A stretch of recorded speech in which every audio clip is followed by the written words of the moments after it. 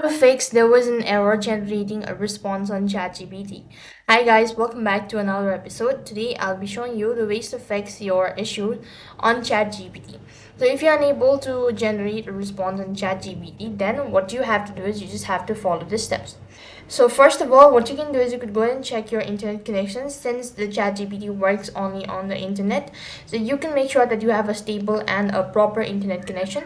Next, you could also go ahead and open the AI status. ChatGPT may not be functioning properly due to the downtime or the server problem as well. You could also go ahead and clear your browsing data. You could just go ahead and clear cache as well as data. For that, you could go ahead and press the three dot icon and then go to settings, and when you locate settings you just have to go ahead and click on clear cache as well as data.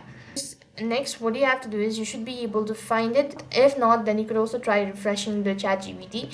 For that, you just have to close it, but make sure that you've already copied the queries as it's gonna be removed. And when you've actually closed it, you could go ahead and refresh or restart the device, and once again head back to your official browser and then open up or log in into your account, and that should be able to fix the issue.